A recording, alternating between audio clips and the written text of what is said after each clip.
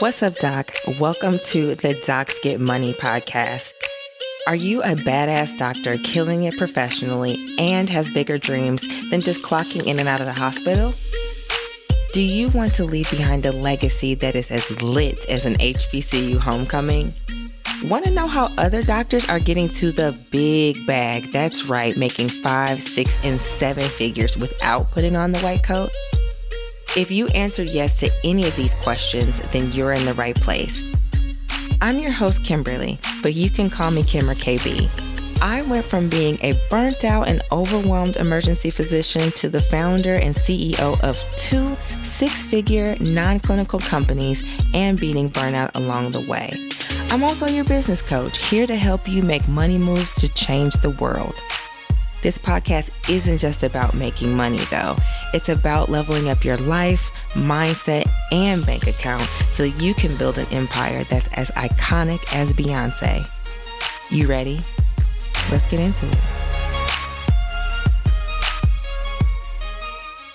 Hey, Doc. Burned out? Ready to just burn the whole hospital down? Well, let's start a fire. Okay, no, not in the hospital, but in your bank account.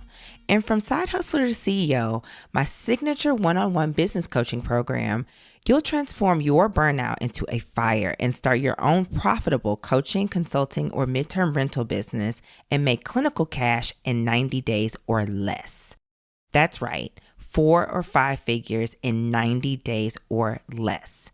This is only for doctors who are done being overworked and undervalued and need a way out of the hospital now. With your fire offer, you're not just dreaming about escaping clinical practice, you're building your own emergency exit. In 90 days, you could be your own boss, making bank, and actually enjoying your life again. So are you ready to swap those singed scrubs for CEO status? Then hit me up at Dr. Kimberly B on Instagram with the word burn, and let's turn that burnout into the bag. What's up, Doc? Welcome to yet another episode of the Docs Get Money podcast. And today is another interview episode, but this one has been, in the words of Yo Gotti, a long time coming. It's been a lot of dope running, hustling, trying to dodge these cases. No, I'm just kidding. It has been definitely a long time coming. I have the very amazing RaDonna Reed on this podcast episode today. And she's not a physician, you guys, but that does not matter at all. She is my personal coach, my life coach, who I met back in 2023 at a conference for entrepreneurs, and not just any type of entrepreneur, really historically marginalized. So it was women, people of color, LGBTQ, all kinds of different things. And the way we met has been really, really special and interesting. And I'm really excited to have her on. Like I said, it's been a long time coming because I have been asking her since I decided to do this podcast to please, please, please come on. Let me interview you. But before we jumped on today, we were just talking about just divine timing. And when the time is right, the time is right. And so when interviews need to happen, they happen. So I'm happy to have her on we're saying the almost 1-year anniversary of the Docs Get Money podcast. But RaDonna, I'm so happy to have you. Thank you for having me. Of course. Let me read your introduction. Let me read your bio, because she's going to knock your socks off, guys. Not only is RaDonna a coach, not only is she a life coach, but she is a life coach who specifically uses the tool of tarot cards to help women, her clients, anyone that comes into her orbit really live their most authentic, full life and actually feel empowered over the things that are occurring. That's just the best way I can describe it. I'm sure you would probably describe it just a little bit differently. But like I said, I met RaDonna in January of 2023 when my life was really falling apart. I was in trying to leave a very nasty relationship, getting a divorce from legit a narcissist, and was doing all kinds of crazy things. I had just started Sherwood Properties and was really trying to scale that to make $1 million. And that's part of the reason why I was at this conference, because the coach that I was working with at the time was having this. This was her very first conference that she had in Puerto Rico. And I'm just like, say less, girl. I need to be on the beach somewhere relaxing and just kind of just decompressing from it all. And if I remember right, I forgot what she called them. RaDonna, you could probably remind me, but she called them brain dates. That's what they were. We could Yes. sign up for brain dates with people where, of course, there were speakers at the conference, but if you wanted to like offer a service or give like a mini talk on something, that you could just like meet up with people and actually do that. And so I was going through the app and I saw RaDonna and a couple other people, don't get me wrong, doing tarot readings and stuff like that. I'm just like, I'm just gonna go with her. Like, there was something about RaDonna that just drew me to her. And yes, there were other tarot readers at the conference, but there was something about her.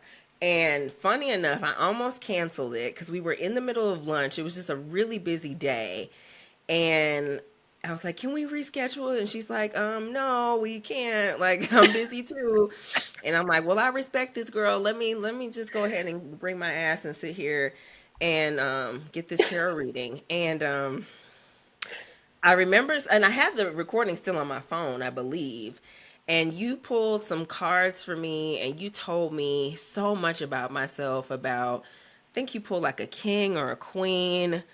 One of you always pull a major arcana card for me. It always seems Hmm. like, and it gave me so much inspiration. It gave me so much hope. It gave me so much, what do I say? Everything that I needed at that moment, because literally it felt like my life was falling apart. And that was the beginning of me having a absolutely transformative year. That 2023 is when Sherwood Properties didn't make seven figures, but I did hit six figures my first full year of business. I started coaching, and just so many different things happened. I did finally get out of that relationship. Hmm. I found myself a lot more in a new and a deeper way than I had ever had before. And honestly, it really, I think, started with the reading that RaDonna gave me. So, saying all that to say, yes, I was born and raised a Christian girl. I have the utmost most respect for traditional Christianity, but there's something that's so powerful, like I said, about using tarot as a tool. And you can talk, we can, this is the longest introduction I've ever given because I'm trying to brag on you at the same time. It's hard to Um, summarize. It's so much. it's so much to say, I know. Um, but yeah, there's something that's so powerful about tarot. And I love the fact that I found someone to use it in a way that it's empowering and it's not this hoogity boogity devil worshiping um thing that I was really ingrained to believe. And Hmm. not only that, and the reason why I have her on the podcast, y'all, not only because she's an entrepreneur and a business coach, I mean, and a life coach, but more specifically because I feel like the insights that I have gotten from her readings, with her readings, and then with my own personal exploration with tarot has been so life changing and so helpful for me as a self care tool. And I know that you're going to probably talk about that Hmm. as well too. So, anyways, long introduction. Let me actually read her real introduction, you guys. So, RaDonna Reed is a seasoned tarot reader, educator, and entrepreneur with 8 years of professional experience guiding women towards clarity, confidence, and purposeful living. In 2024, she founded Inspo Studio in Columbus, Ohio, a one of a kind tarot salon designed to blend self discovery with community and creativity. With a background in communications and women's advocacy, Info Studio is the girl's girl of tarot readings. While she continues to teach and mentor through RaDonna now builds strategic relationships, curates transformative events, and leads her business vision, creating a space where women can reconnect with themselves and step into their next chapter with confidence. Well, that was a lot more eloquently said Then well, I kind of just rambled on, but RaDonna, again, welcome to the Docs Get Money podcast. How are you today? Thank you so much. I'm so honored and excited to be part of this and tell, I think, our story and just talk about tarot. Like, I think Yeah. that just gets me going. Yeah, so let's jump right into it. Tell me a little bit about yourselves. Now, in audience, full transparency, some things I do know about RaDonna, and some things we're going to be learning right along aside of each other. I do know that we're both Midwest girls, so we have a lot of symbiosis from just being from the Midwest. But Oh, yeah, yeah, tell us about yourself in your own words. sure. Well, as you can imagine, I did not go to college for tarot reading. I accidentally discovered tarot and it became my whole life. Hmm. But working backwards where it started, uh, I I think I want to say that my first heartbreak was not from a boy. It was because I didn't get captain my first year as a freshman soccer player. I was devastated. Like, I was so distraught and Hmm. so entitled. Like, I was just like, I worked so hard. Why didn't I get this thing?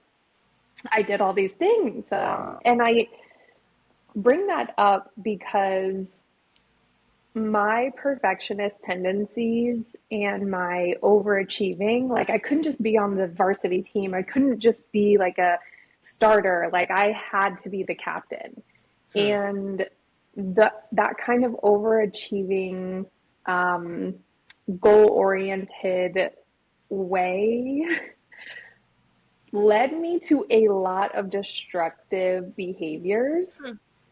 and a lot of really harmful habits that I was conditioned and told were good. Hmm. Being highly productive, being all the things.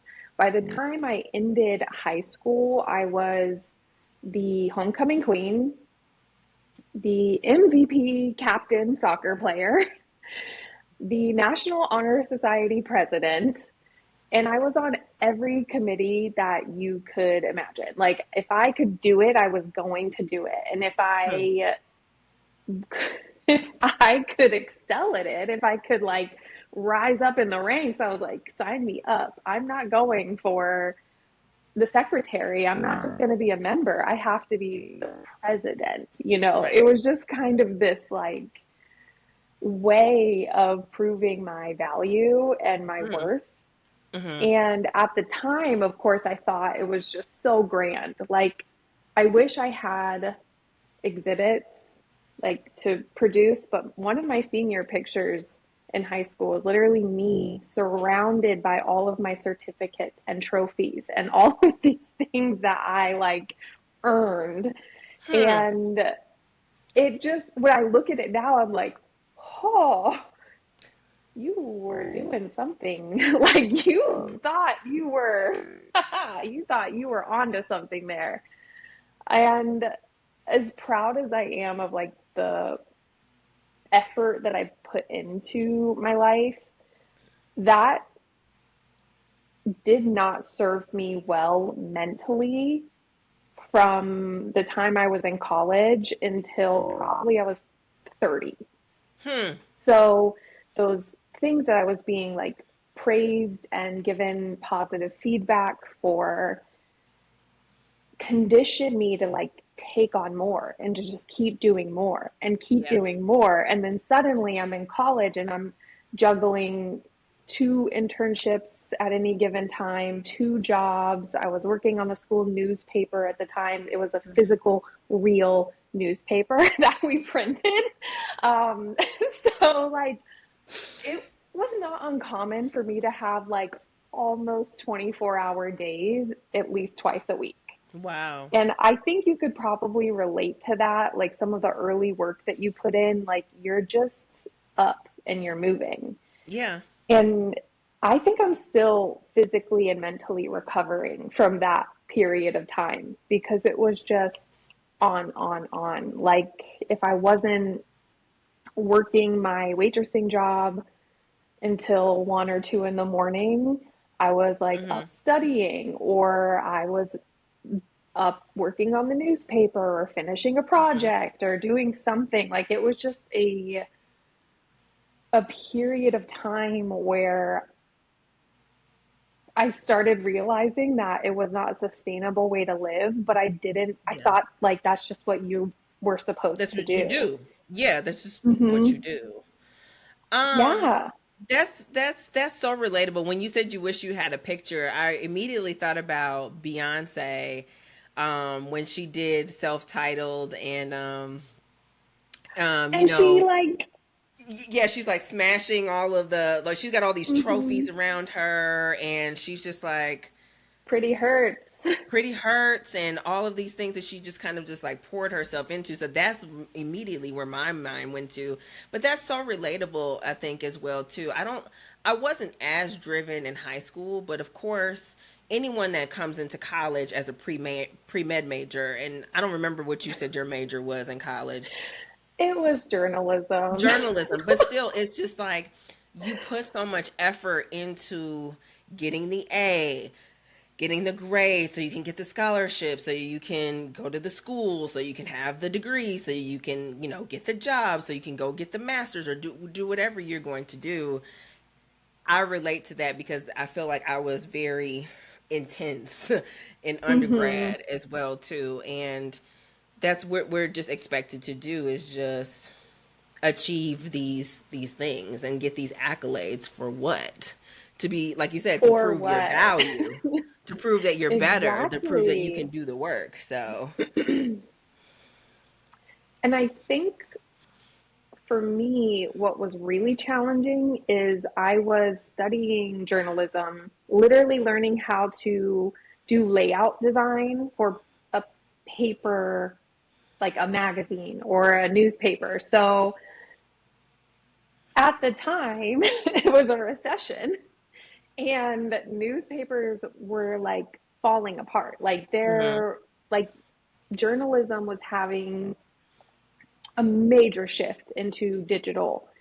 And at that, so I started to feel like severe stress, like just severe, like, what is next? Because it was hard enough to get editor jobs. It was hard enough to get writer jobs. It was hard enough to be in that industry anyway. Like, it was a very competitive industry.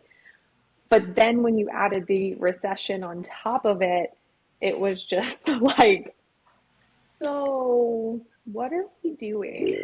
Like, we were just like, this is fun.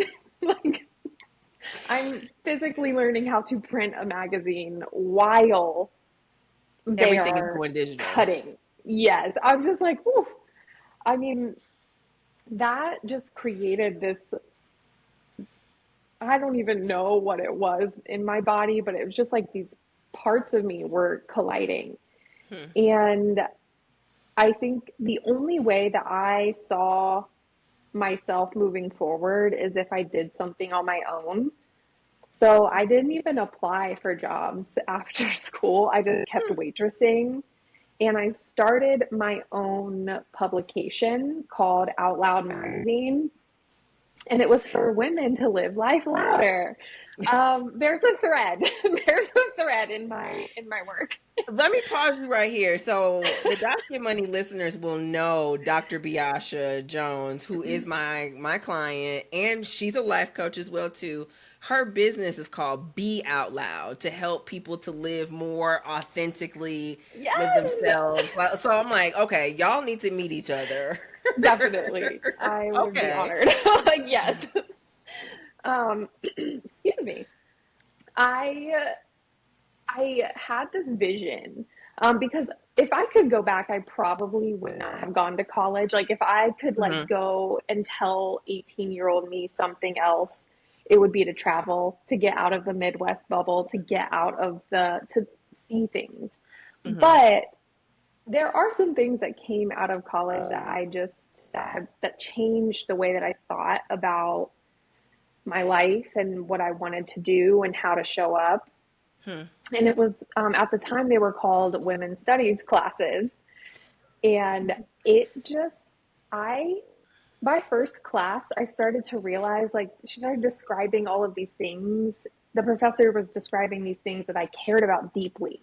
But then Hmm. she was like, raise your hand if you think you're a feminist. And like nobody raised their hand. You know, we're just Hmm. all like, Are ew, they a like feminist? what? Yeah. Yeah. 'Cause back then, and even still in a way, it's a dirty word to say that you're a Yeah. feminist. Yeah.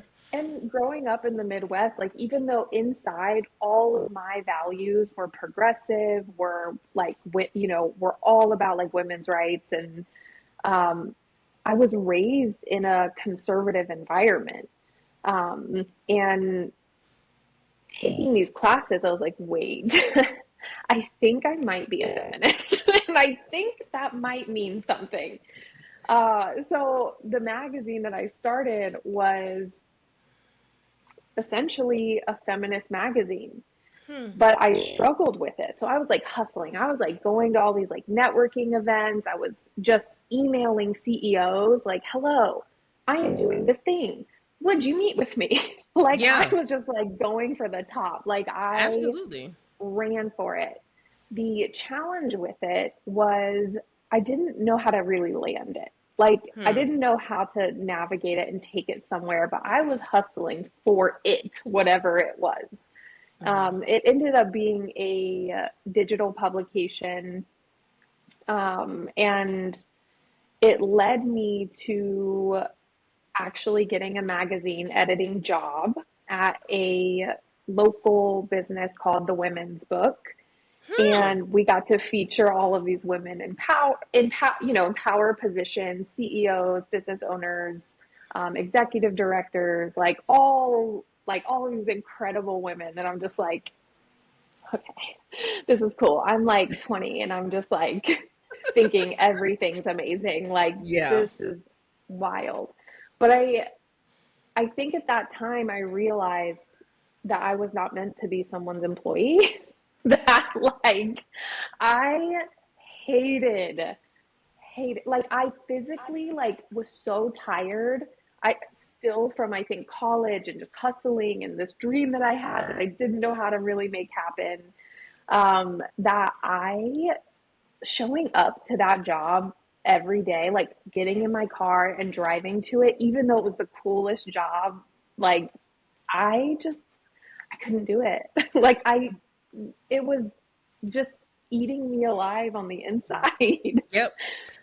And funny enough, I relate to that as well too because before I went to college, I had a job. I had a couple of jobs.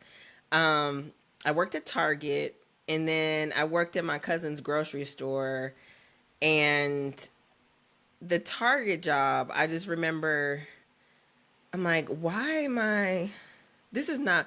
I knew then, like I couldn't have been like 16 or 17 years old. I'm like, yeah, I Like this cannot is be an not for me. employee. Like I need to be Yeah. in charge of this because why are you asking me these questions? Why are you nitpick like you said, getting in the Hmm. car, or for me, like getting dropped off or taking the bus? And yeah, I had a hard time with that. But that's part of the reason that I was driven to be a doctor because it's just like, oh, the doctor's in charge. So ain't no Yes, boss everyone over me. listens to the doctor. Everybody listen to the doctor. So yeah, I'm the one that's running all of this stuff. Now that's not 100% true, but that in our daily to do things, yes, we're usually the ones facilitating everything. But yes, doctors still have bosses, but it's just like, yeah, no, I need to be the boss. I need to be the one in charge of all this because ain't nobody gonna Yeah, tell me nothing. I knew that's when exactly. I was meant to be an entrepreneur, I think, as well Like too, so I you're could just be the looking boss at things of like myself. you make Yeah. a face like that. Okay, that doesn't make sense. Yeah, that Okay, don't make no fine. sense. Why I'm are we gonna do doing that. that? Exactly. Yeah. But Oh, I just like I don't know. I just it was just not my favorite thing. And I literally asked to go back to being an independent contractor with them. So I was like hired as a full time employee and then was just like, I can't work this way. Like, I need to be in my own space. I need, like, all of this work is digital. I go and I meet people, like, I'm networking, I'm still doing that. So literally on my birthday was like, I would like to be back to a contractor because this is a lot for me. Yep. Um, and I think still at this point, I was still trying to conform. Like I was still trying to figure out like how to fit into this professional women's world. Like Hmm. I was just like, okay, I'm me, but I got to be less me if I want Mm. to shake hands and be in the same room and speak the language of these women Right. that I admired so much. And it's interesting that we're recording this today, like you said, divine timing, because I got a notification of 10 years ago. I was on a committee, and we were doing, like, of course, I was on a committee, like, I was doing all the stuff. And I, we did a morning event that like 80 people showed up to. Wow. Um, and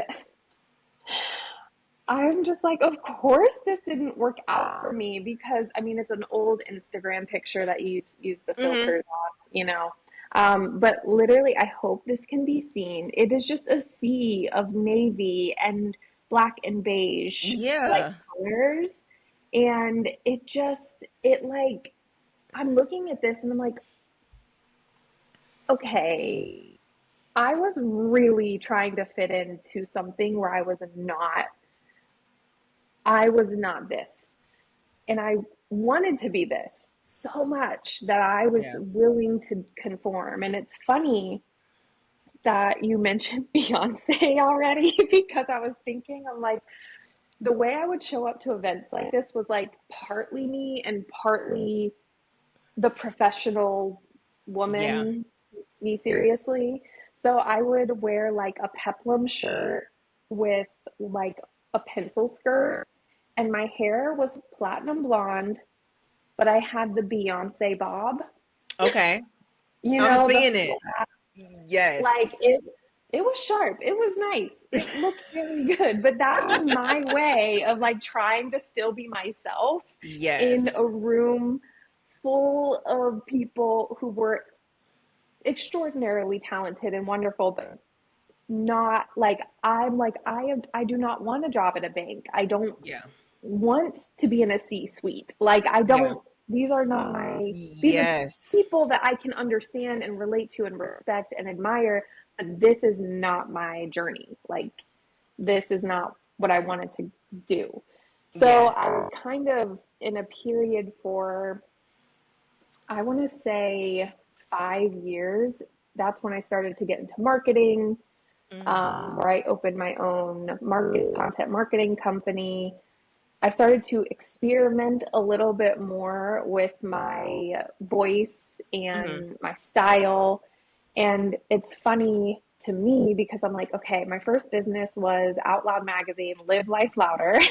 And my second business was called Word Up.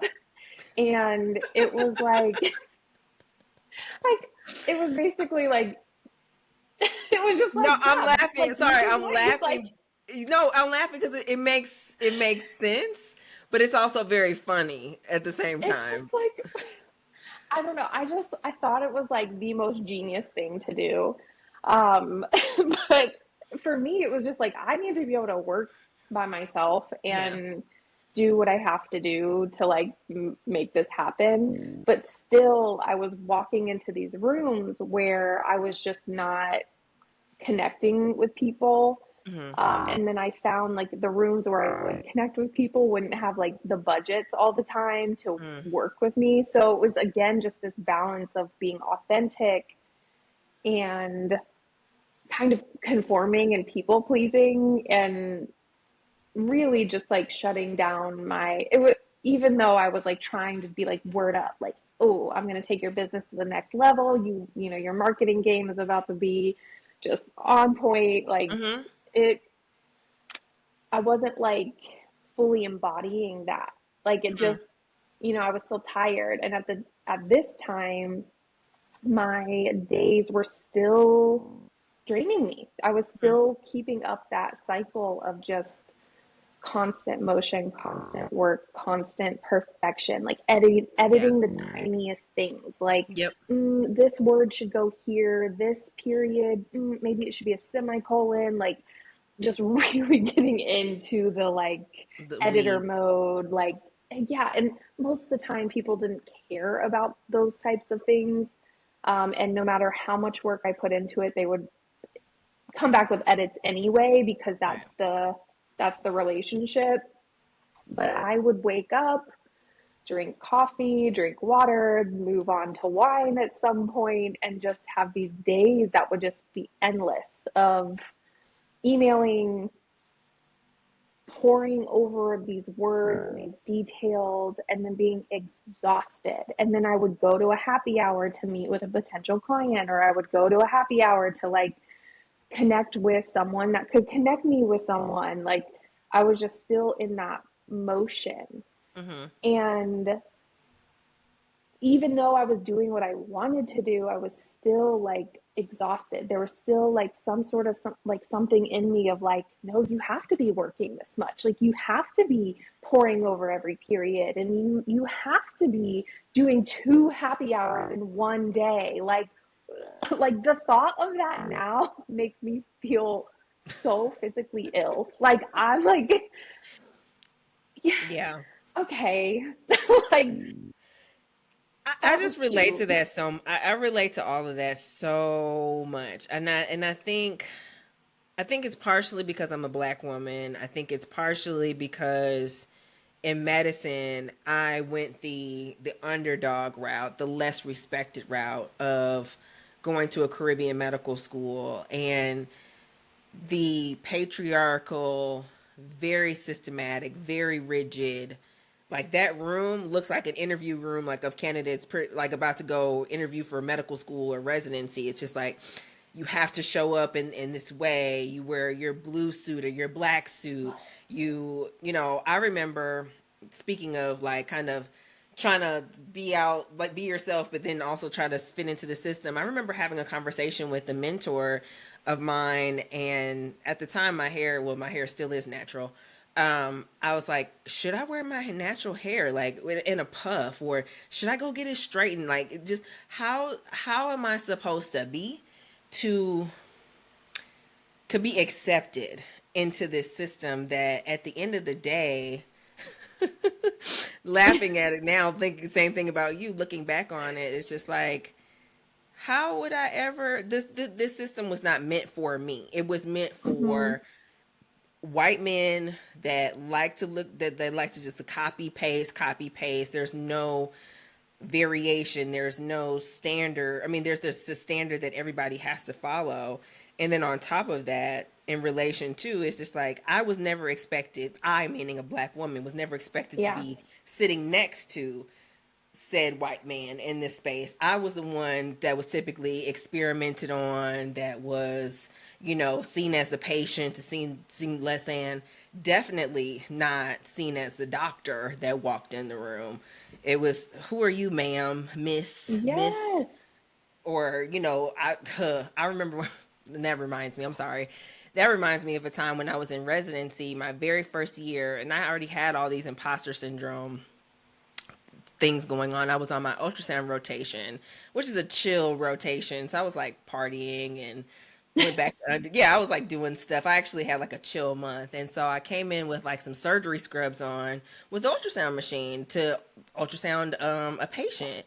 And there was an ICU fellow, a white guy, that came in the room, or that was already in the room, or came in afterwards. I don't remember, when I was trying to ultrasound this guy's heart. He's like, "Oh, are you ultrasound?" I'm like, MF for no, I'm the damn emergency medicine resident. Who the hell are you? Like, and we never Like, got I'm along after that. sorry.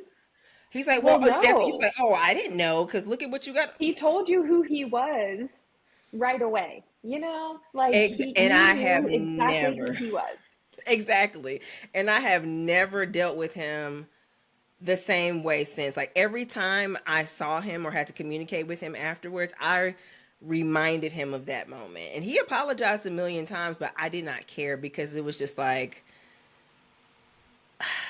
Again, There's so many layers to that. Like, and it's like so many layers. he needs to be reminded because he's working with people who are not like him every single day. And he needs to learn how to speak to people and see people. And anyway, so, Yes. he needed to be Yes. reminded. Apologies are not enough. No, it was not enough. And he eventually got his act together and he humbled himself towards me. But I'm just like, no, but I relate, and even, and I was gonna say even to RaDonna, I relate even now. Like, yes, I'm doing my own business and clearly have a podcast that we're sitting here talking on, but I'm also still in organized medicine. Yes, I practice the way I want to as an independent contractor because, like I said, girl, Mm-hmm. same. I do not typically like to do the boss typical schedule thing, but it is kind of strange to being the only black woman in a boardroom of a national organization for emergency medicine, which historically has been a predominantly white organization. Now our board is very diverse, but it's still that needing to like kind of fit and be the doctor role, and not be too much or not be too this or too that. It's like it's Mm-hmm. it's still that kind of pull. So I totally relate to that. That's what I was just trying to say in this long Yeah, segment. well, it's like we just shrink ourselves. Yeah. Like we just immediately go to shrink mode. Like we're just like, okay, how can I take up the least amount of space here? How can I? But it's wild because our personality is no, you will see me, no, you will hear me. Like Right. I will speak, but there's still something like that takes so much effort to do when our body is physically experiencing the like dissonance. Like Yeah. we're not like there's definitely separation here in a way. And Yeah. I think with the rooms that I was in, I would seek out women's organizations, and a lot of times, like it was very inspiring and empowering to be in the rooms. But I couldn't help but notice that we were often imitating or repeating or like doing the same things that like men were taught to do or like taught us how to do, and not receive like looking at our own gifts. And I think this is true for everyone. Like we all do this because we're Preach. all conditioned by the patriarchy, the white cis hetero patriarchy. Like we are all in it. So it's like I would just be sitting there like, this feels like very formal, or this feels very unnecessarily like pragmatic, when you could just say the thing. You Right. could just like say what you're trying to say. Right. Or I mean, there's like a ton of examples, but it was exhausting to me. I'm like, why are we replicating something that we are actively here to dismantle? Like, Hmm. why are we still in this space doing these Preach. things that we are actively here for to like change? Like, what is Preach.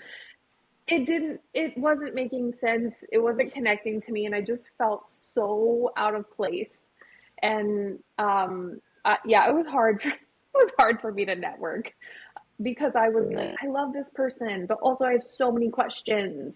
Like, and I started to just totally separate myself from networking altogether. Because it was a lot. Like it was, and it typically what I would do and what I kind of tried to do, but it was so exhausting, was start my own thing. I'm like, well, of course I'll just start my own group. I'll just start my own da, da, da. But I was learning to uh, edit myself at Hmm. some point. Like you can't do all the things. Yeah. Um, but what ended up happening is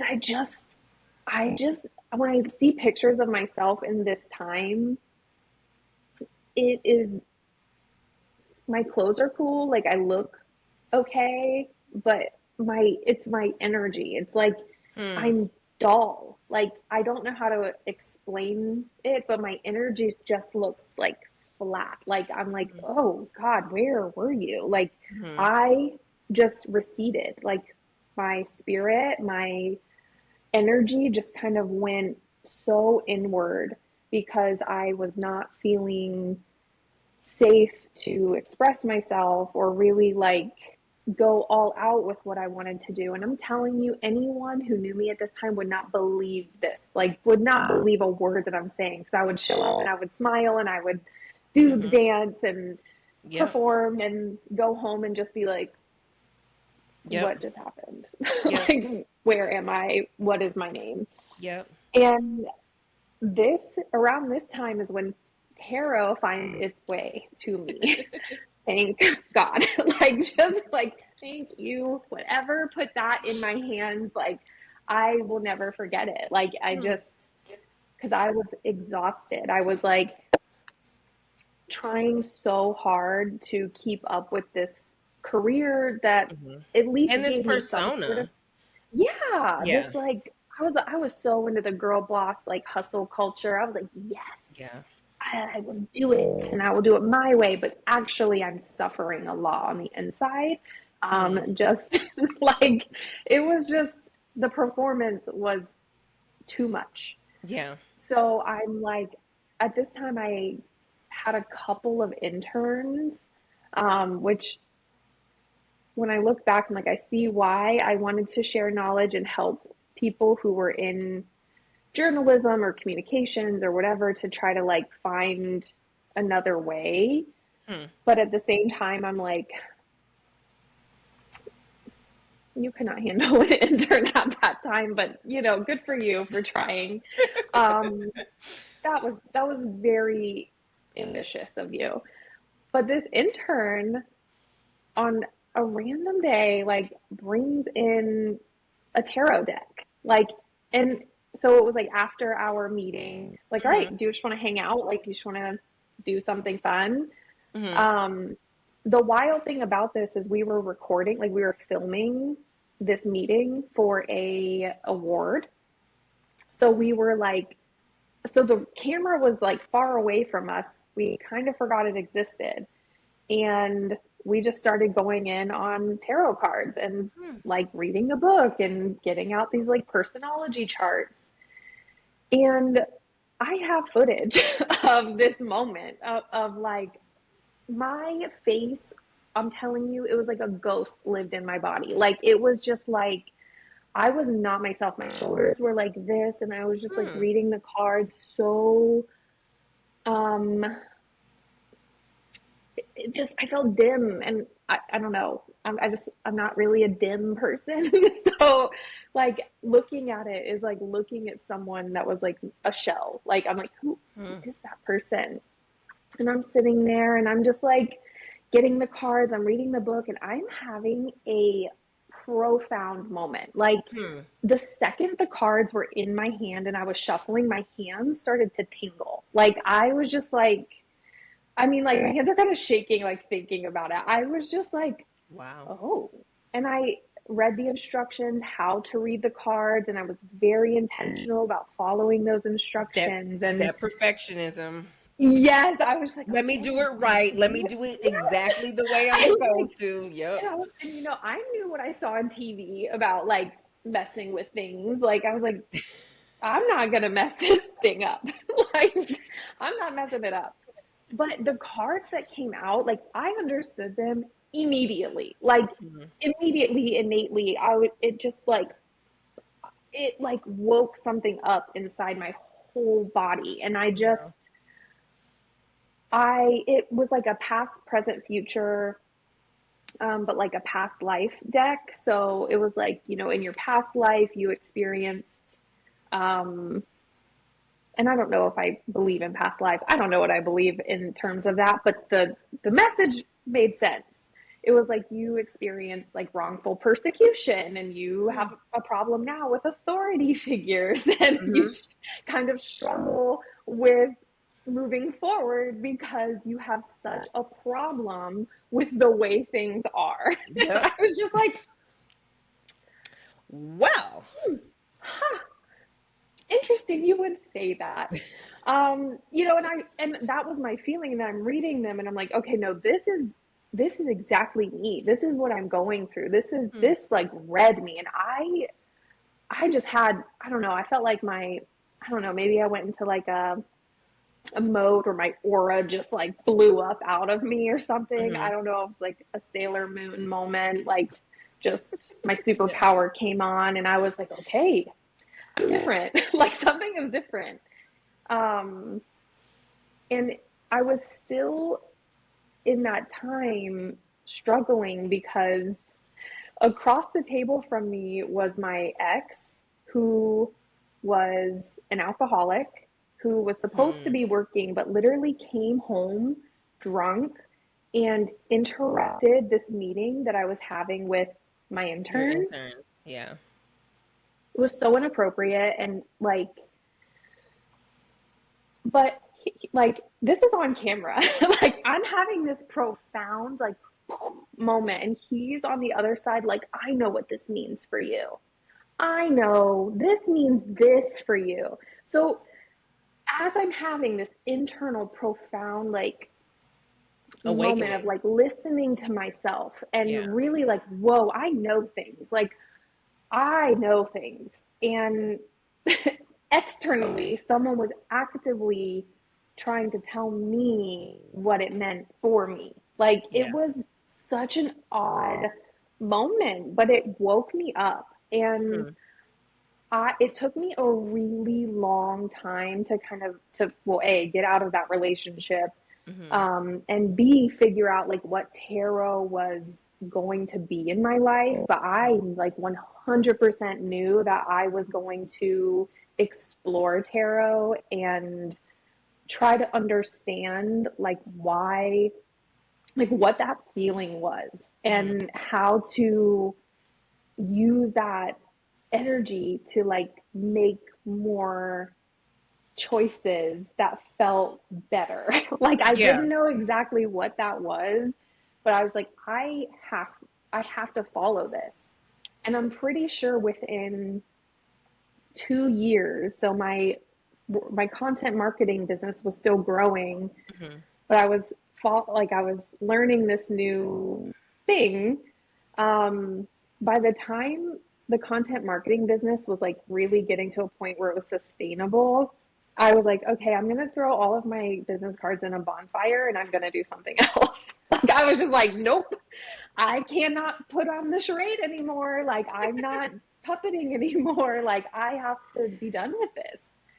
Um, so I mean, it took a while to Hmm. like really understand that. Like, I literally moved back in with my parents. As you can probably guess, the relationship with that person was very chaotic and off and on for a long time. And that drained a lot of my energy while I was trying to figure out who I Hmm. was and what I wanted to do. Yeah. But it was just something that, like, it's just one of those feelings that like people I think put in movies, like where Yeah. it's like love at first sight, or like there's just this like oh aha moment. Like I had that. Like and Yeah. there's nothing that has made me feel that way like ever. So what I Hmm. think, if I could relay something, it's like when you have a knowing or an instinct or an excitement or like something wakes you up when you have been feeling like very dormant for a long time, you pay attention. Yeah. You don't have to know exactly what it means. Like, I didn't change my life that day, but it's just like, okay, I have to follow this and trust that I'm gonna figure it out. Like, and that is all that I did.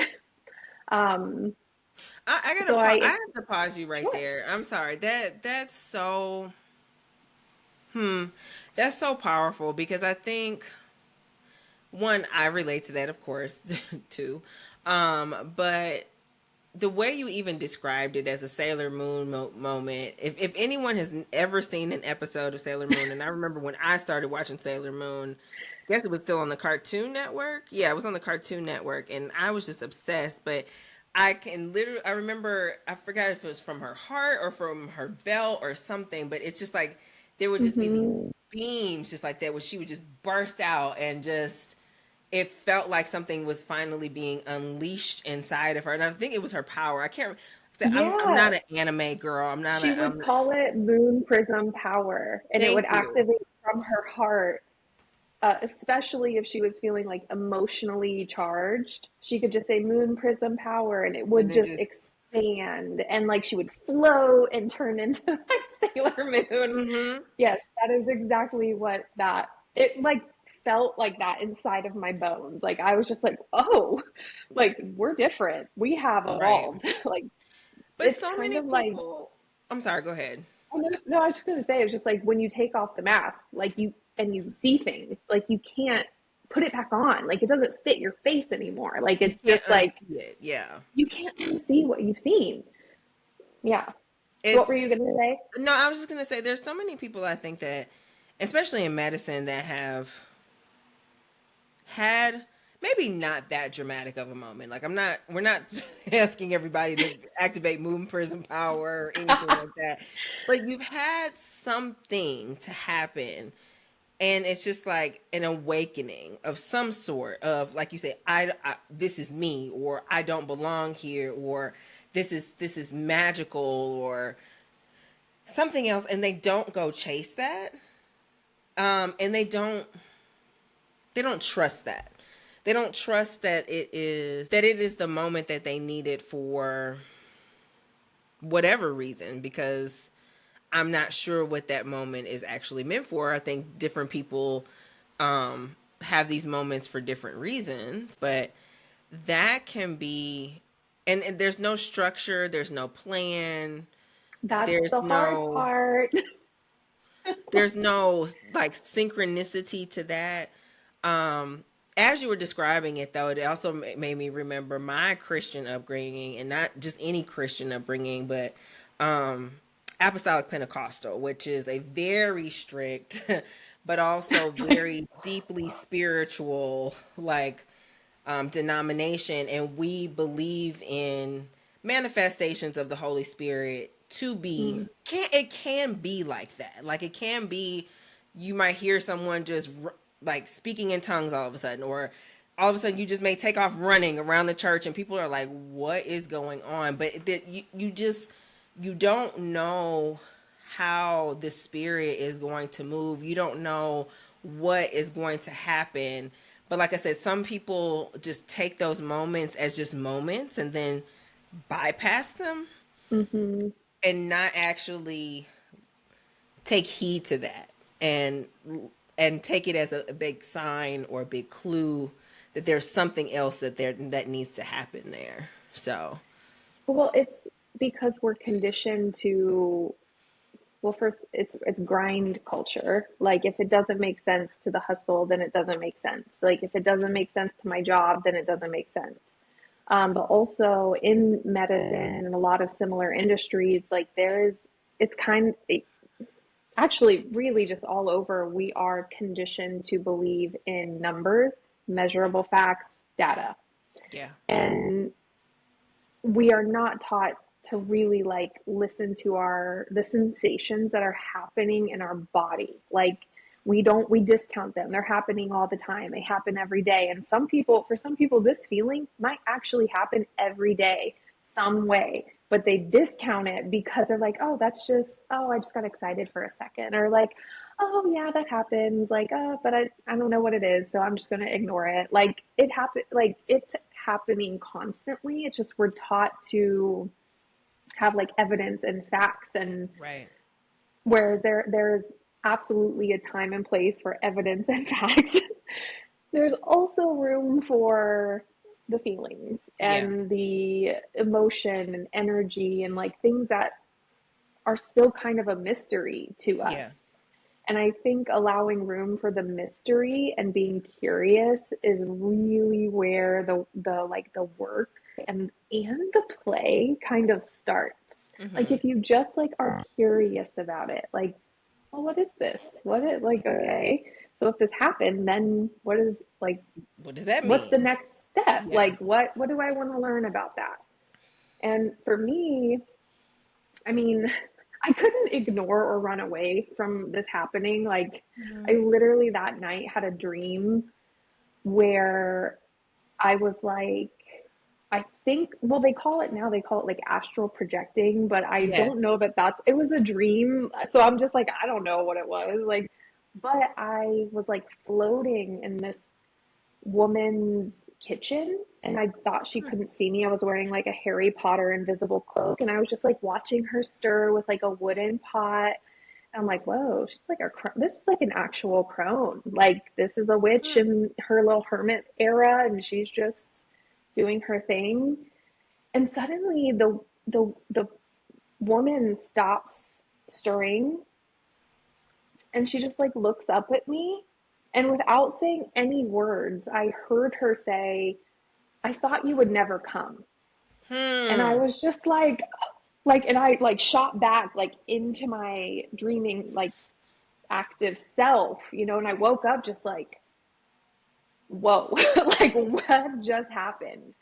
It was the most profound dream. I mean, I've had some like pretty intense dreams before, but this one, like, it made me unable to go back. Like, I Hmm. physically, mentally, energetically was like something. I don't know how you want to explain dreams, but something inside of me was like, I've been waiting for you to like listen. Like, Hmm. and later on, I read stories about the Baba Yaga. Um, and so this is a book, The Women Who Run with the Wolves. Okay. It's I've heard of that book. Yeah. it is a classic. I've been reading it for like 10, like since this period of my life, and I am still like pouring over like I'm like in it. It's so good. But basically, the author describes the Baba Yaga coming and visiting you in your dreams and kind of like leaving footprints. So you wake up, so you tune into yourself, and you are like, hey, you're in a place where you're really like, you're destroying yourself and you need to wake up. So, like, that's a dream that I had before I read these books, before I knew anything about tarot, before I knew anything about spirituality or intuition or psychic energy, or I was totally new to all of it. And that's the dream that I had. And then when I look back, I'm like, oh, I was being like awoken. Like, there was no way I could return. Like, it changed my world. And I feel like that's another thing that we just like, we don't leave room for Hmm. is like listening even to our dreams, to the visions that we get. Like, you know, you could be doing dishes and having like a download about something. But because you have these downloads and these ideas and your imagination wanders all of the time, you're like, that's nothing. That's just, Yep. I'm just going to keep doing it. Yep. But we have this innate sense of spiritual direction and we just suppress it or reject it or put it away. For me, I think I like after that dream I just had to figure it out. I'm like, Hmm. okay, well, I'm curious. And it led me to like find my first deck. Like I just randomly went into a store, was drawn to a deck and bought it. Hmm. It led me to telling a friend about the dream that I had and she was like, well, interesting. I just joined this women's circle that is for people who are studying to be like mediums and psychics. And I was like, the what? What is this? Like, What? it was just like, people do this? Yeah. Like, people just hang out and like talk about these things? Okay. So I ended up studying with a mentor for 2 years, just on my own time, like just for fun. Hmm.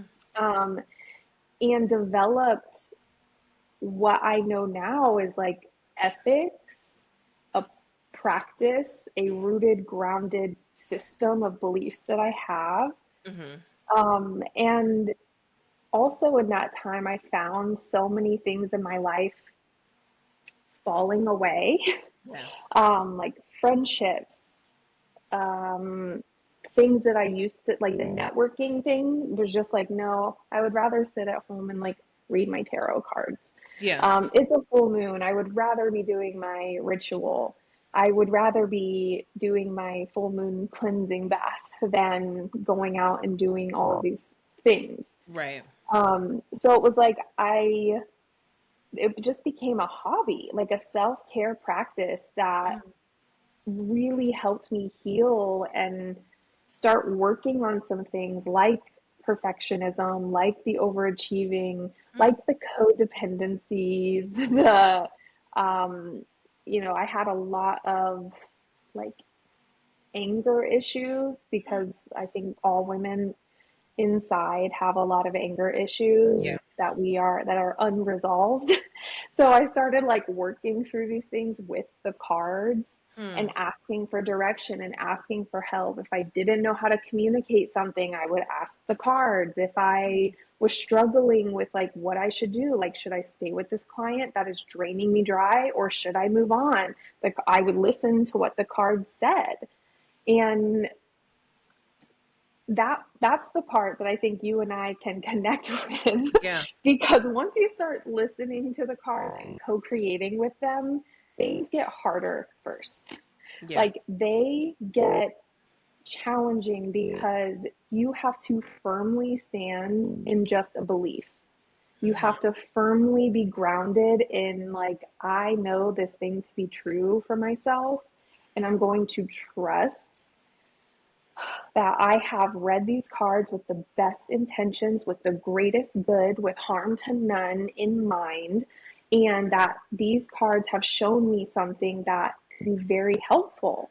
So when you start really grounding into it and making Hmm. decisions from that place, it causes a lot of changes. Like Yeah. you naturally are just drawn to different things. And that's why, like for me, like I ended up throwing all of my business cards in a Hmm. bonfire, and like how I ended up moving back in with my parents, and like like every decision that I made on the outside looked like I was doing less Amazing. Oh, well that's no, what. like Yeah. on the Yeah. outside it was like because I'm moving back with my parents, I'm not hanging out as much, I'm really kind of like withdrawing in a way. Yeah. But like that's the time where on the inside I was doing amazing, like I was feeling more like myself. I'm like, okay, I'm learning how to like talk to people authentically and like be direct or make choices that I know are for my greatest good.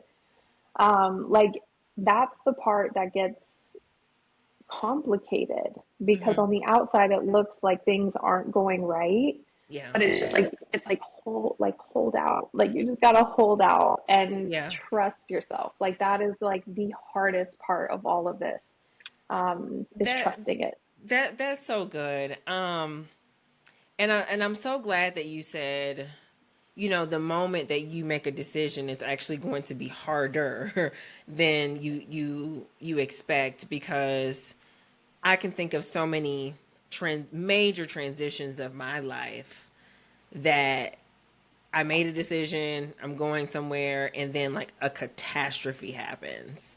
And you think that it's a sign from God that you're not supposed to be doing it, or you think that you made the wrong decision, and you think about all of these things, but it's just like, it's so interesting that as soon as you make a decision for truly yourself and to make a move for yourself, like you did, like, I'm going to trust these cards. Nope. Um, the way I have been living has gotten me here. I'm appreciative of that, but what's gotten me here is not going to get me there. That decision is going to be tested and tried so hard, and it's funny, haha, funny, interesting that this is coming up, because I feel like in the clients that I work with, of course, physicians, doctors, who are transitioning into entrepreneurship, I've had some clients lately kind of stop before they even get started, because all of a sudden they change their mind, or life or something happens, and then I'm just like, that means that you're doing it right. Like, you're finally doing something for yourself. Like, Mm-hmm. don't take the hardship as you're doing something wrong. Take it as a sign that you're doing something right. And sometimes that's hard to say, especially when, I mean, at the end of the day, who's really complaining about a doctor's salary? Maybe only the pediatricians. Maybe only then. No, seriously. And this is medical talk Okay. now. But at the Yeah. same time, it's just like, but if you decide that you want something more, that you want to start your own business, or you want to step outside the box Yes. of what you've been put in, or you've put yourself in for so long, it's it's challenging, and you really have to hold on to, like you said, you have to just stand on belief. That's really the only thing you got is belief. And the Yes. Bible says you only need to say the faith the size of a mustard seed. Everybody has seen a little mustard seed, and it's barely Mm-hmm. what I'm making with my hand is bigger than a mustard seed. But that's sometimes the only thing you have to literally stand on. Think about Mm-hmm. standing on that and having that to hold you through those times. So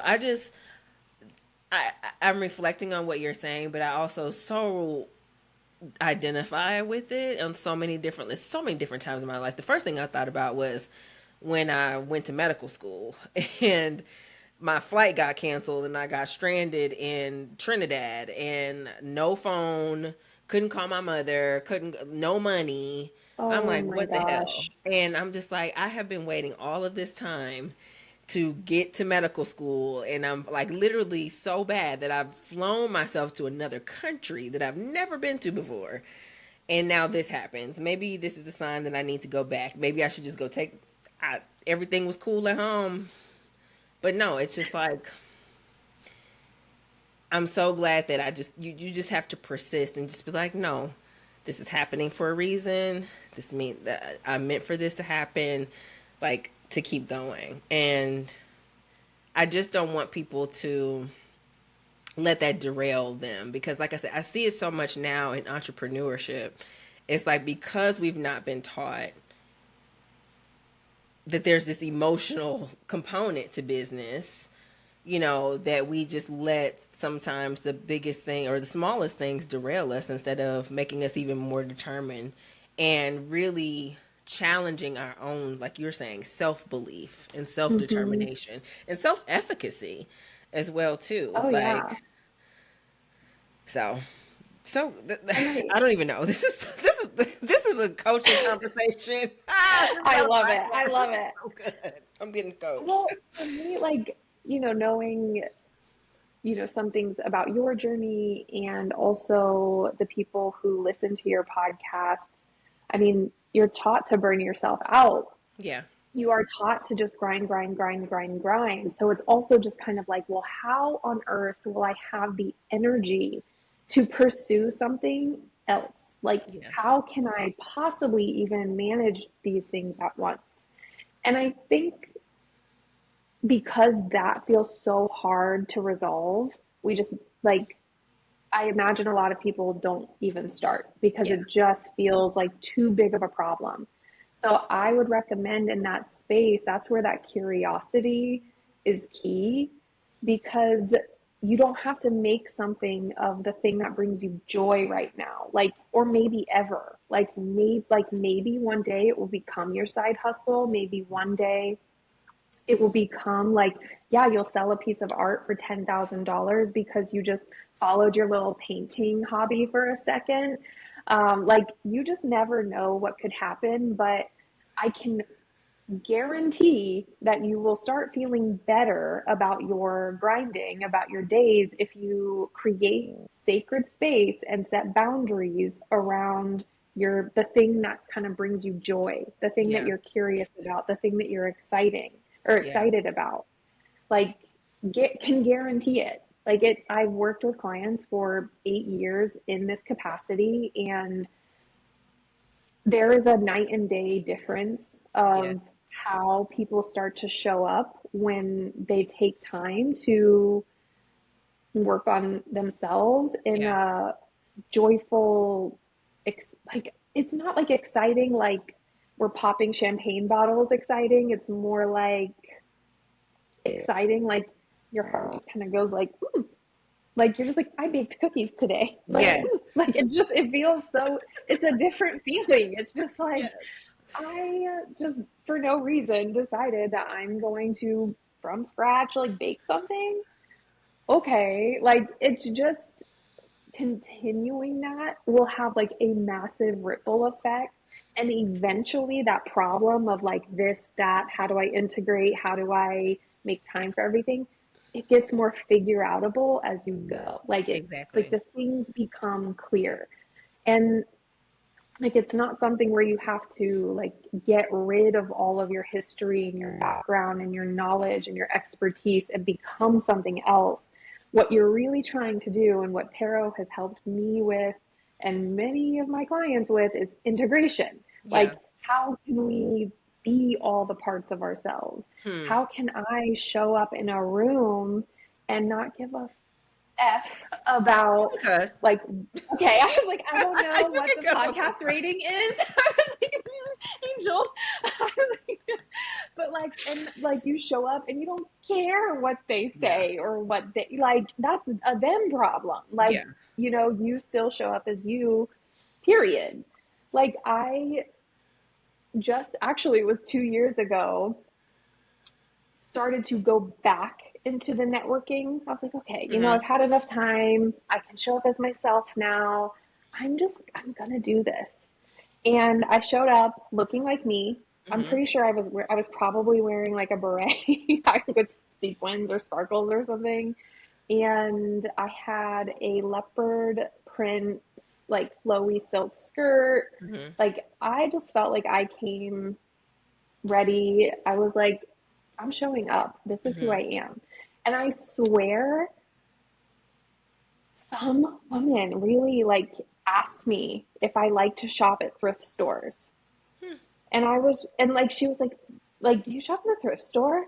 And I'm like, I think she meant it well. But for me, I was like, well, I obviously look different than every person in this room. Like, because it's 8 in the morning and I'm wearing a sequin Right. sparkly beret. And I'm like, hi, hello. And I'm like, okay. So to me, it was just like, because I'm so grounded in myself, it Hmm. was a moment where I could be like, you know what? This room isn't for me, but it's not because of me. Like, Yeah.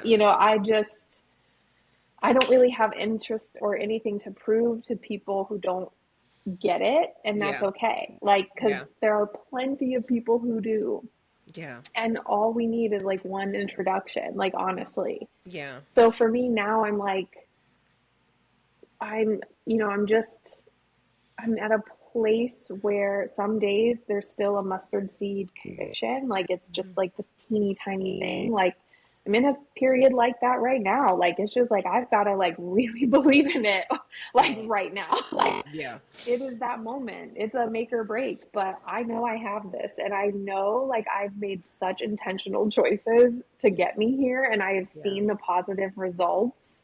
Like, it's just like I feel like the dam's about to break. And Hmm. if I give up now, I'll never know. Like, Yeah. I'll never know. Yeah. Like, Whew. I know you're not a Christian girl, but you have preached. You have preached. Like, you are preaching. She does not have a place to give offerings, and she does not take tithes, you guys, but I'm but no, pass that's the basket around. exactly like, amen, sister. No, because that's so good. And I also too, before we got on this call, I was talking to my assistant, and there's a lot of things changing, and we've already had our conversation for the year ahead, so you know that there's a lot more new titles that I'm about to take on this year, mom being one of them. Who gave me a baby? The universe did. This child decided Universal, like, to. here you go. Here you are. But the same thing is that there's so many different things that right now it's just like ideas are pivoting, business model is there's a lot of pivots. So I feel the same way. It's just like I have to stand on that, like, just having just even that little bit of conviction. The whole scripture says if you have faith the size of a mustard seed, you can move mountains. And so that's the full scripture. Okay. And Like, right, which gives me even more chills to even say that, because there is the darkness, there is the unsurety, the uncertainty, not being sure of which way it goes, but you just feel so led and so moved Mm-hmm. and so driven to continue because you just something inside of you, even if it's like you said, this small, is saying keep going. And if you stop, you'll never know. You'll never know. And that's my Yep. biggest thing that I think that drives me as a person. Is something also that my mom told me growing up. It's just like, just do what you want to do because the time is going to pass regardless. So you might as well spend the time doing the stuff that you want to do. And if it doesn't work out, it doesn't work out. Like, if it takes a long time, it takes a long time. It doesn't matter because if it's meant for you to have, that's what's meant to happen for you. So I'm like I said, this is a this is allegedly a podcast episode. This is more of like I needed this today. Like this is Oh my gosh. there's so much uncertainty, but you have to stand on, like you said, maybe it is that Sailor Moon, Moon Prison Power moment, or maybe it's Activated. just activated, or maybe it's just saying you just feel something, just something, a still small voice that you hear to just Mm-hmm. tell you, go do that, or do this, or don't do that, or whatever it is, just to continue to listen. And more specifically, I believe that women have this power a lot more than everybody has intuition, but at the same time, I think women are more intuitive and more in tune Mm-hmm. with that. And a lot of my clients are women, even though I do service men or work with men as well too. But just that's so good. So I guess that leads me to, so everyone has been, we've been talking about how tarot has truly changed your life and how you have found it.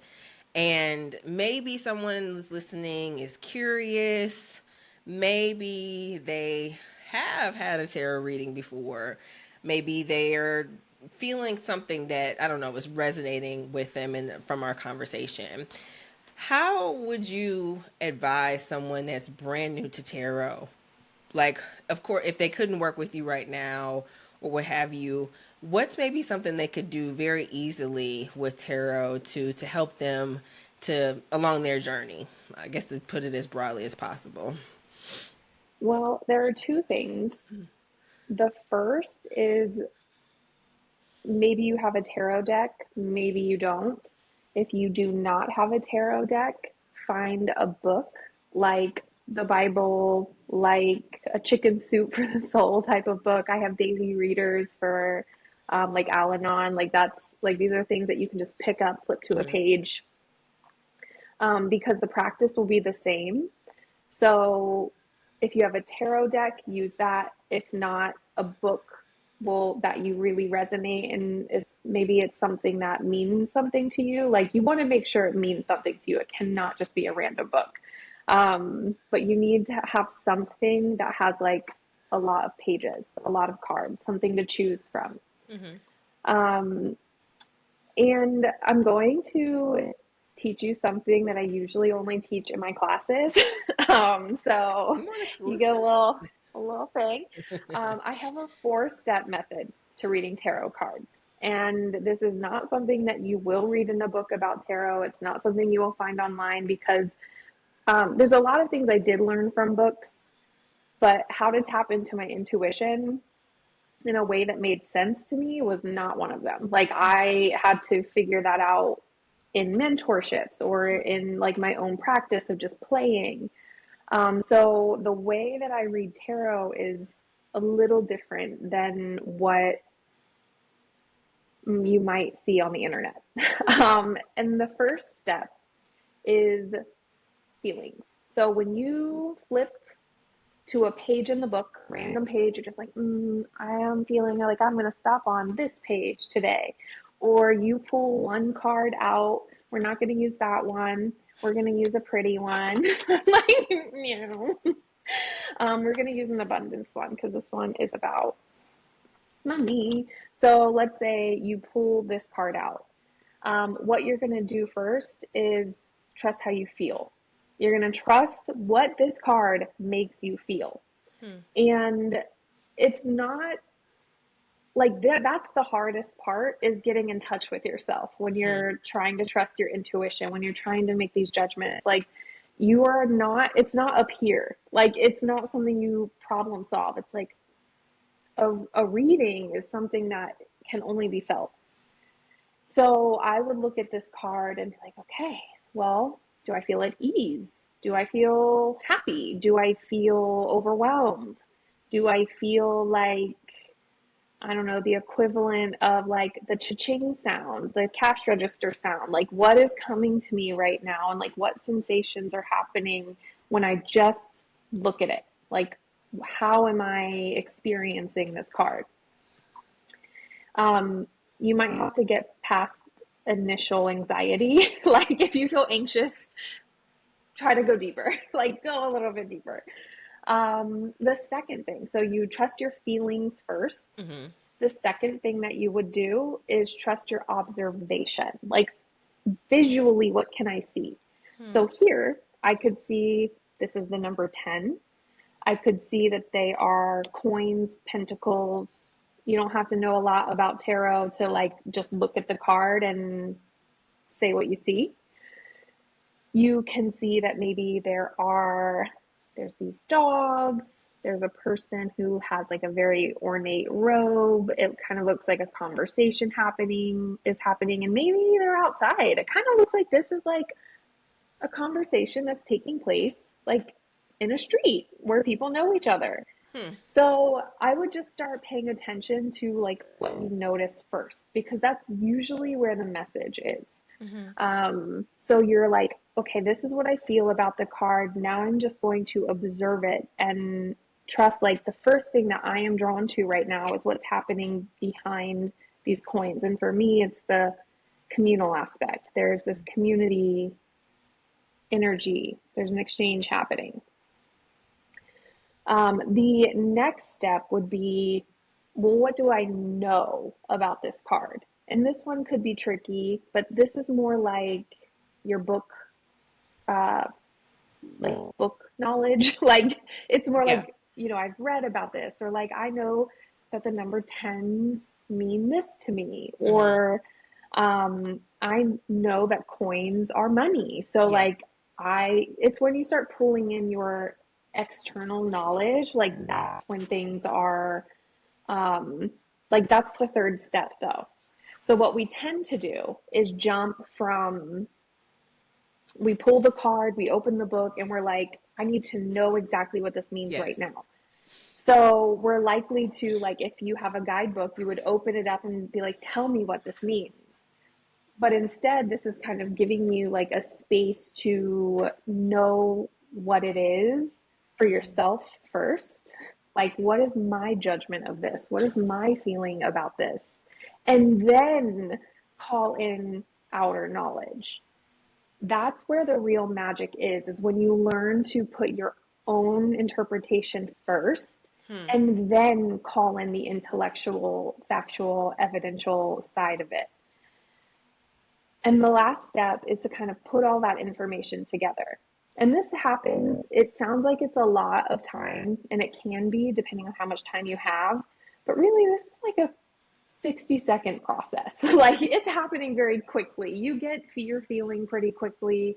You can notice things pretty quickly. The longest part truly is looking for outside references and resources. That's honestly the thing that takes the longest, which should tell you a lot about like our reliance on those things, of what that does to our own journey. So the last thing you do is you pull in all of that information, and you're like, how can this help me today? Like, what does this mean for me today in this moment? Like, right now, with what I'm wearing, with the place that I'm sitting, the people that I'm with, what does this mean? So that's when you kind of apply it to the bigger picture. So you kind of go through this process of like inner, outer, like, and then the integration piece of like, okay, how does this connect?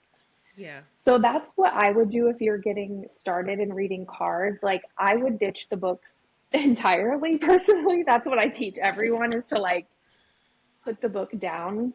It has a lot of health and wisdom, Right.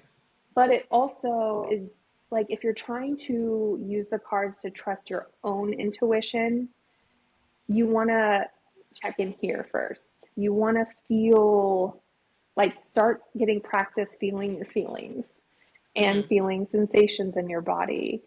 And then maybe ask for, like, not ask for, but seek guidance from the book or like the guidebook or any, like, I would not get on the internet and look for tarot readings. They're often not nice. Yeah. So I'm just like, that's just like a danger zone to me. But like that should come after your own interpretations. It should really reinforce what you're thinking about the card, not change what you're thinking. Mm. That's really, really good. Now, y'all, I don't believe she's ever taught me that. That's so powerful. But I think it's so often, like you said, in medicine, we're taught to go with the facts first. Like, well, what does the lab say? Or what does the CT scan show? What did the X-ray show? What is this? What is that? It's like you telling me that this person that is coming in here clutching their chest, throwing up, pouring in sweat with every medical problem known to mankind, that person is having a heart attack, and I feel it in my, I know that in my heart. Yes, I've had the knowledge to do that, but yes, then you start to follow your gestalt. We call it clinical gestalt. Excuse me. We call it clinical gestalt, and then we go back it up with facts. With let's get the blood work, let's get the EKG, let's get the chest X-ray, let's call the person, and but then after all of that, then like you said, let's integrate it. So in a way that makes sense, but in medicine, we are taught to just go, well, it's not a STEMI or it's not a heart attack unless it's this millimeter of elevation on the EKG. Baby, if the patient look like shit, the patient look like shit. Somebody come get this man or this person out of here because something's happening and I don't know what it is. And or we may continue to gather information, but I love the fact that you said check in with yourself first. Well, how do you feel? What are you seeing? What are you interpreting? And then go and investigate that. I think also, which is helpful, and I'm saying this for the, of course, the doctors listening. Remember that this is not life or death. I was gonna say, I'm like, that's the great thing about tarot is that like No one's no having a one's heart gonna attack. die. Yeah, no one's gonna die in front of you, so it's Yeah, okay. it's like, mm-hmm. And it's okay to be wrong. Okay, like it's not. It's a That learning part. process. It's like, okay, I have done something similar where I picked up a card, and as you were walking through, I'm just like, yeah, that looks like money raining everywhere. I And then know when it's you, just like energy to me. I'm like, oh, it's like the sparkle emoji is around all these people. Like they're just yes, like, oh, like energy is just it like looks they could like just pick it up and energy. grab it. Right, it looks like money that's showering everywhere. And then you said, what does this have to do integrating it with me right now? I'm like, well, it has to be money. I'm wearing green. This woman has got like these flowers. She's looking abundant, or like it's just resting on Mm-hmm. her head, and she's looking so blissful and so peaceful. And the gold that's even here reminds me Mm-hmm. of the gold that I'm seeing, or the yellow. And I'm like, yeah, that's money. That just all of that just screamed money to me. And so, but listening to the process, like I said, it's just, I love that you said like start with what you feel first. I was just like, ooh, I feel good looking at that. It was raining money, not raining men, raining money Exactly. in the Like, in the card. and So that's so like, good. and I would put money on you going into a guidebook and it's saying that. Like it would reinforce that message. Yeah. Not all the time, but I think you would get some, like the guidebook would just support your knowledge, like what you know. And that's where it becomes this point of like autonomy and choice. It's like my interpretation is my interpretation. Hmm. Like I like to describe it like reading tarot as like you are observing artwork. You are the person receiving it, and that is what makes a reading good. the individual, not the finite, like this is exactly what this card means and it can only mean this ever. Yeah. That is not how we go into a museum and look at art. Like No. it changes depending on who's viewing it and their life experiences. So for me, oh shoot, now I'm gonna forget the art, the artwork. But there's this piece of art that is like a painting with, it's like a bakery counter with a bunch of cakes, Mm-hmm. and in like in the painting, I mean, like it's literally like sunset or maybe sunrise, who knows? But all these cakes have different heights. Some of them are covered, some of them have a piece taken out of them. And Tarot is kind of like looking at that piece of art and being like, wow, I do wonder what time of day. This makes me feel peaceful. This makes me feel overwhelmed because, like, maybe I need to, it makes me feel like I need to go get the piece of cake. Like, I need to get it before anyone else does. You know, it's like, oh, Yes. okay. Like, there's just so much that you could interpret when you're looking at art. It is not like baking cakes, which is perfection. You're Yeah. not Martha Stewart. You're not making like a 7 layer ombre cake that requires a lot of attention to detail. What you're doing is interpreting art. You're looking at the painting and you're like, how do I feel when I see this? You're not following this like rigid playbook of like exactly how to do it so it is this perfect thing every time and it will look exactly the same every time. Tarot is just so expansive when you look at it this way. Like it can show you some things that I find that therapy took me a long time to get to. Like I'm like, oh, this I could have like if I knew this a while back, like um Yes. but also still go to therapy, like Right. definitely have both. But like I it like it just gets it cuts through the noise just so Yeah. much quicker. So if you are like, I need to make more money, or like I'm really struggling with how to balance my time or manage my energy, like a tarot deck helps with those things. It helps to show what is possible for you. Yeah. And I think the reputation that it gets is that it is actually narrow. Like what comes up is so finite and strict because we've seen all the movies that show like the very intense cards Yeah. and their predictions for the future, like this very specific outcome. And tarot, in the way that I've seen it, the way I've practiced with it, is not that. It Yeah. opens up possibilities that you can choose to take. Like there might be some things that you have access to that are true no matter which path you take, but it gives you the options. It reminds you that you have choices. Like, and that maybe what would like if a sword came up, I'd be like, okay, this requires my intellect. This decision requires me to just be straight and forward and direct. If a cups card comes up, it's like, oh, this is an emotional decision. I really need to trust like my Feelings. Yeah.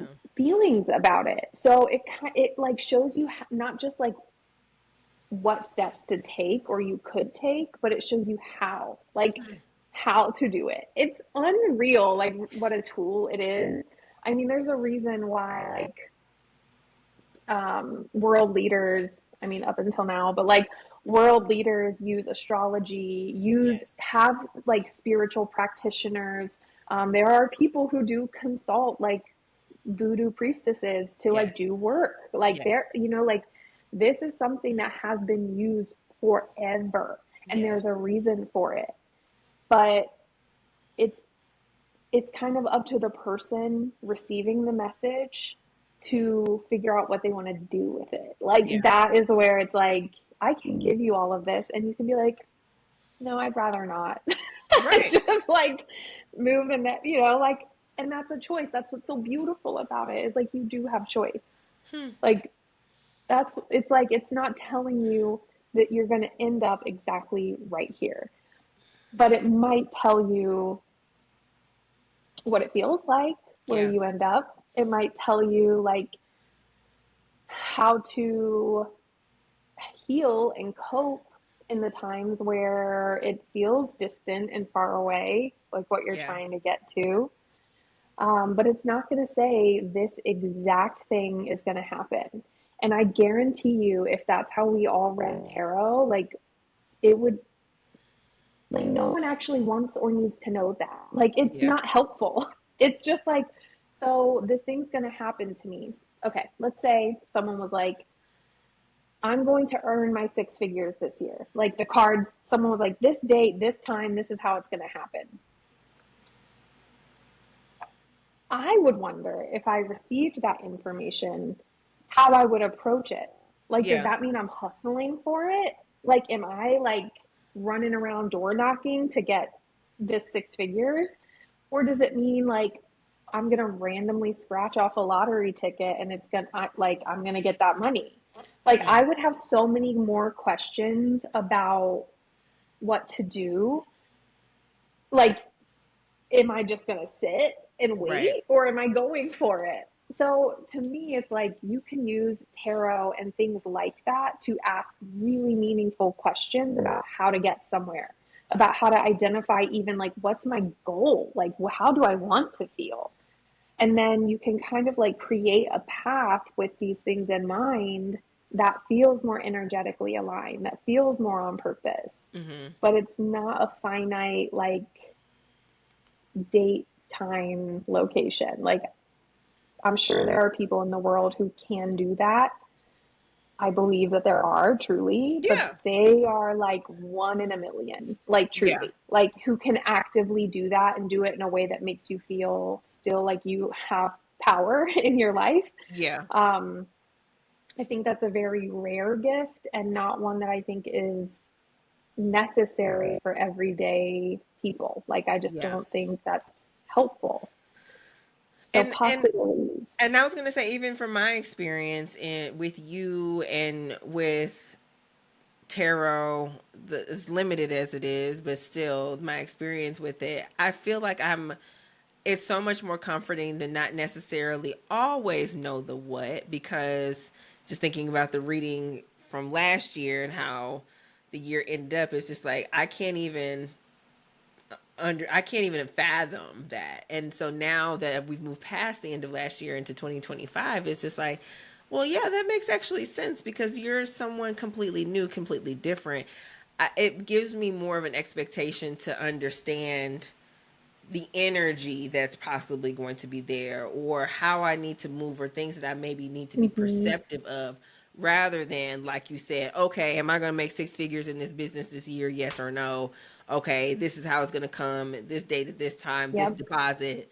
No, that so we ask for that, but honestly, at the end of the day, that that personally does not give me a whole lot of peace, because I'm, like you said, I'm gonna have a lot more questions. Am I hustling for We're this? overthinkers here. We're all We're like, wait, so I have no comfort in this because I need to know like how. how like the how. um like that actually overwhelms me. Like, I need to know then what I should be doing to call that in. Do I just sit and do money rituals all day? That's Yeah. like, that would be good to know if that's what I could do for it to come in. Or am I going outside? Am I meeting people? Will it rely on me being at the right place at the Yeah. right time to meet the right person Yeah. for that to happen? So it's like we all think we want to know the future, which in my experience, that is that's actually not that common, but that's what we associate tarot with, is predicting the future. But Mm-hmm. most people are like, when they're afraid of readings, it's because they don't want to know the future. They would rather know like other things. And I'm like, no, but really, that's right. Like, come. But like, that's just me trying to like over explain it. And I'm like, I'm not chasing that anymore. Yeah. But like, it's more like, uh, instead of this exact outcome, it's like, I can tell you that this is how it's going to feel. And maybe if this is something that excites you, like if that's a feeling that you're like, yeah, I'm into that, I want that, here's the information that I'm getting from all of these cards and from like what your, what your energy's telling me, these are the moves and the things I would keep in mind to get that. But I will like literally never tell someone exactly what to do. Like Yeah. ever, ever, ever, ever. Because it's just the whole point is to expand, Yeah. not to limit. Hmm. So I help people focus on their feelings, paying attention, checking in, like, okay, I know this month is going to be super fast and really busy because I got the Knight of Wands. So I need to be doing things that keep me balanced, keep me grounded, keep me focused. Like that's more of what tarot, I think, that's more of what I think tarot has to offer than just this like finite, concrete date, time, Yeah. location thing. Yeah. And it honestly, like you said, it's very limiting instead of expansive. Instead of you just come to it for a specific thing, like, no. Even if you're a Christian, God doesn't want you just to talk to him or her, or whoever you believe in, just when Mm-hmm. you want something. Like it's supposed to be an open dialogue, an open conversation, an open relationship, Mm-hmm. where yes, there's ups and downs, but at the same time, it's supposed to be, the Bible talks about, um, in Psalms, like, the Lord is my shepherd. He walks with me beside the still waters. He comforts my soul. Like all of those things. It's supposed to be a relationship. So even if, like I said, you are a Christian, it's the same type of relationship. It sounds like what you're describing with the tarot cards. It's not supposed to be just to tell you what to do, what's right, Mm-mm. what's wrong, yes or no, up, down, left, right. Sometimes it will tell you that, but it's sometimes it's just like it's a guidance. It's a Mm-hmm. support. It's a leading. It's a mentorship that is really, what the power of the cards are for, and that's really what I found. Like I said, in the times that we worked together, and I can't believe it's been like 2 years now. That's insane. I know. But it's just like, yeah, it's more of a guidance and not necessarily the rigidness that we are conditioned to expect and to want. So I love that. Yeah. Um, we have been chatting, girl. About to say, you preached, and we didn't talk about the Bible. We didn't talk about tarot. We talked about everything. I'm wondering if you could pull a card for the audience of listeners Ooh, of I love whoever's this. listening to this podcast, and in whatever continuum of time. So many of my listeners listen like the day it gets downloaded, but people go back and listen and rewatch. So I'm, as I hear you shuffling the cards, I am asking the cards to give whoever is listening to this interview a message through what you're picking, no matter if this is 10 years from now or the day it got downloaded. I hope that it speaks Ooh, to you where you are, where, like I said, in the continuum of time. all right. Oh, I love this. Of course, this would come up for the Docs Get Money podcast. Okay. So, we have received what is called the Queen of Swords. It might be showing up backwards visually. If you're listening, the Queen of Swords is a person sitting on a very large throne from a side angle. You kind of see their profile. In one hand on the throne, they're holding a sword that goes straight up and down. And on the other hand, that's on the other side of the chair, the far side, is an arm with a palm extending upward and outward, almost in kind of like, I mean, you can interpret this gesture in a lot of ways, but the palm is open and upward. So for me, um, I have to tell you one of my things about the swords that I don't think is a common conception, but like it makes sense for this purpose and this reading and this audience, so I'm going to share it. I see the swords as health and medical. Hmm. Because when I think of a sword, like a lot of people often think of like conflict, fighting, like what you use a sword for. But I just think of like how a knife or a scalpel or a Mm-hmm. needle is a healing tool. How we Hmm. use it to see what needs fixed, how we open things up and get in there. Like you have to kind of cut things open in order to fix them. So for me, the Queen of Swords is, I think, came to be like, hi, I'm here. Hello, medical professionals. You want to do something different? Let's go. Because the queen is wise, the queen is an expert, the queen also builds community. So when we think about the Queen of Swords, it's like, okay, how can I build a community with my tools? How can I use my tools to create an environment that feels really powerful for everyone involved? How can I show up with my queen energy? And this is not gendered. This is, you can embrace a queen energy no matter what. It's like, how can I be so convicted in my beliefs that I can like sit and chill and trust that my tool will take me to the right place. And I see this palm up open as a welcome, as a come to me, come closer. It's kind of an invitation for people to participate. But what's beautiful about the queen, like I actually call her, I don't want to gender, I call this card the boss bitch card because it's someone that, like, it's what I admire as a boss bitch. It's someone who has boundaries. So this queen is saying, yes, community, come closer.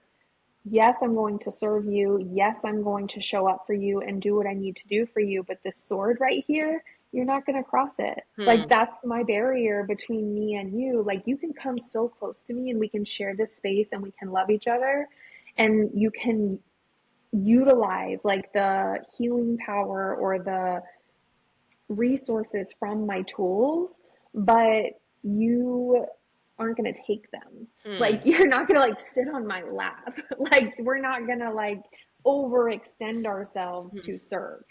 So to me, this card is kind of reminding people of like their own boundaries, their own extent of energy. It also makes me feel like leadership doesn't have to be hard. I mean, the queen is chilling. Like they're just like, yeah, okay, come on. It makes me feel like you have the capacity to handle difficult situations with ease and grace. But it also tells me that you are not afraid to use the tool of the sword when you need it. You are not afraid to be direct when necessary, to like set the boundary, to express the no, to say no. I think that is a big one. Like, no, like just say no. And it also just kind of feels like if this resonates, like really sit with it. If not, that's okay. But it's like if you have an idea about how you want to build your business, your brand, your work life outside of the medical field, like that is possible for you. And it doesn't have to be something where you are overexerting yourself. Like it can be something that can be achieved just by allowing yourself to use your knowledge and skills and be so precise and like concise about where it is that you want to go. It's saying just write it down, write that vision down, trust that it can happen, and trust that you're going to invite the people who need to participate. Like they're going to be there, they're going to show up. Well, that deeply resonates with me today, especially today, which I won't get into because otherwise this podcast will be 3, 4, 5 hours long. But we can talk for hours. we That's can talk great. for hours. Thank you for that. That was such a beautiful reading. That was such a beautiful interpretation. And thank you, RaDonna, for just being you.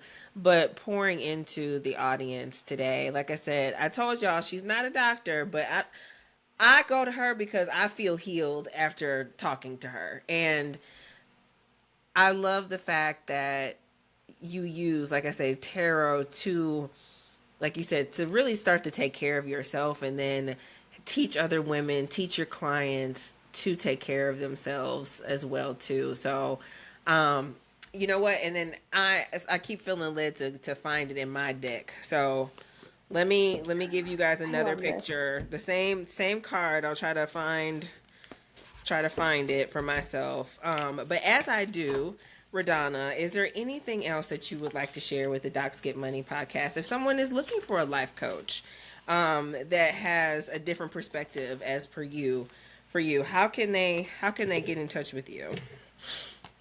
They can email me at RaDonnaReed.com. That is the quickest way to get in touch.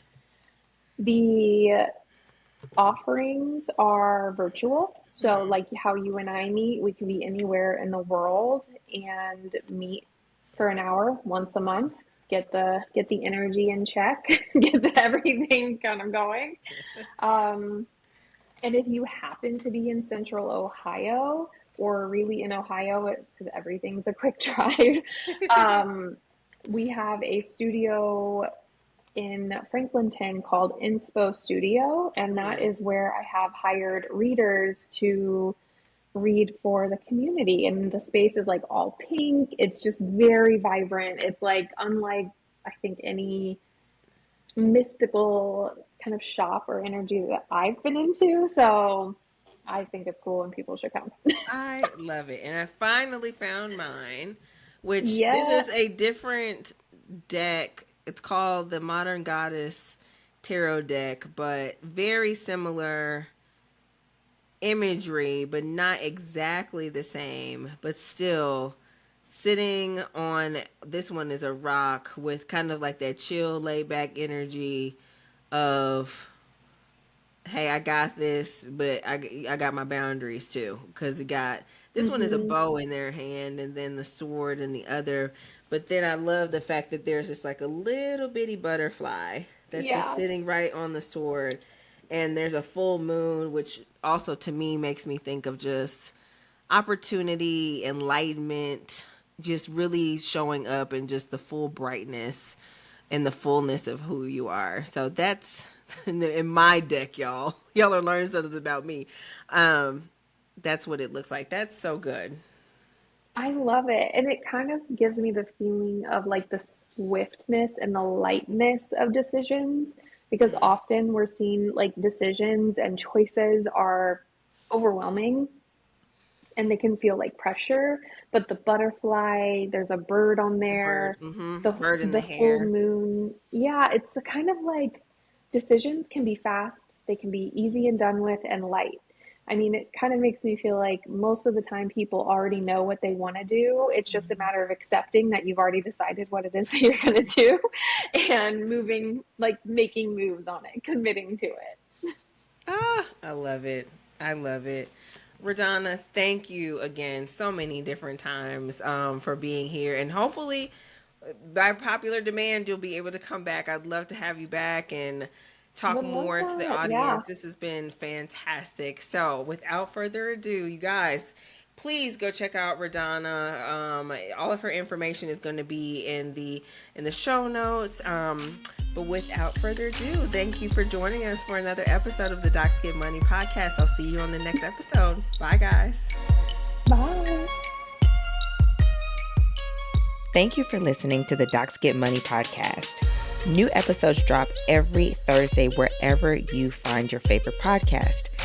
Share, comment, follow, and subscribe to the Docs Get Money podcast wherever you get your podcasts. And if you want to know more, visit me, Dr. Kimberly Brown, at KimberlyBrownMD.com, and be sure to follow me at Dr. Kimberly B on Instagram.